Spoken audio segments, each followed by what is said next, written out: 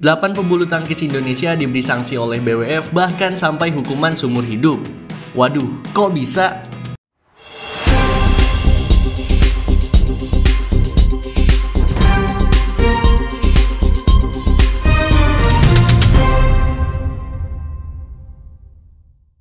Selamat datang di Shuttle On News. Kali ini bersama gue Ananta yang akan nemenin kalian. Kasus 8 pebulu tangkis Indonesia kembali diangkat media akhir-akhir ini karena BWF mengumumkan keputusan hukumannya melalui situs resminya pada 27 Maret kemarin. Dikutip dari laman resmi BWF, ada 8 pebulu tangkis Indonesia, diantaranya adalah Hendra Tanjaya, Ivandi Danang, Andrew Yunanto, Skaraji Putri, Mia Mawarti, Fadila Afni, Aditya Dwiantoro, dan Agripina Prima Rahmanto Putra. Atlet Indonesia yang dihukum larangan bermain seumur hidup adalah Hendra Tanjaya, Ivandi Danang, dan Andrew Yunanto. Sementara Skaraji Putri dilarang untuk mengikuti aktivitas di dunia tepok bulu sampai 18 Januari 2032.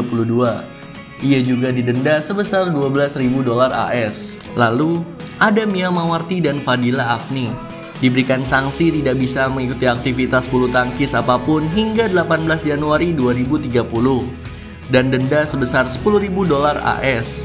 Lebih lanjut, Aditya Dwiantoro dilarang berpartisipasi di dunia bulu tangkis hingga 2027 dan denda sebesar $7.000 AS.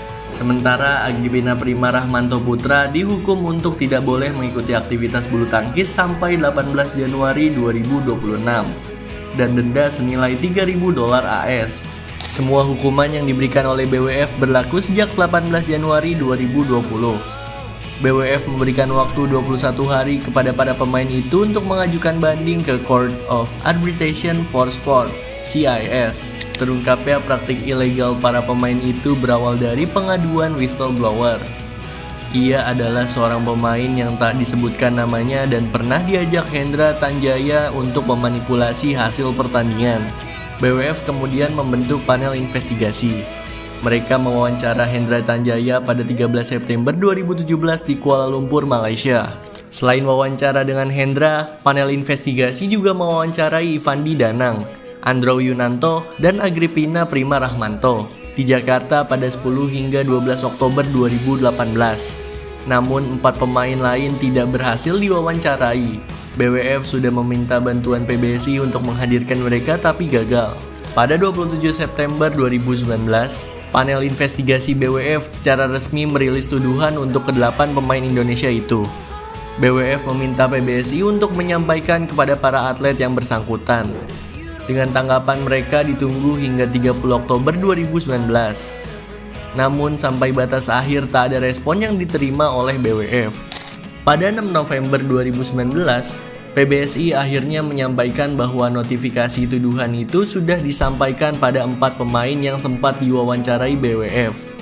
Pemberitahuan untuk 4 pemain lainnya disampaikan lewat mantan klubnya. Pada 18 Januari 2020, BWF akhirnya menjatuhkan hukuman sementara untuk para pemain ini dan melarang mereka terlibat dalam aktivitas bulu tangkis. Pada 7 Oktober 2020, sidang hearing kasus itu dimulai. Para pemain diputuskan tak perlu dihadirkan pada 22 Desember 2020. Para pemain diputuskan tak perlu dihadirkan. Pada 22 Desember 2020, sanksi untuk ke-8 pemain Indonesia itu dijatuhkan dalam sidang. Nah, pendapat lo gimana guys terhadap atlet-atlet Indonesia ini? Sharing di kolom komentar ya.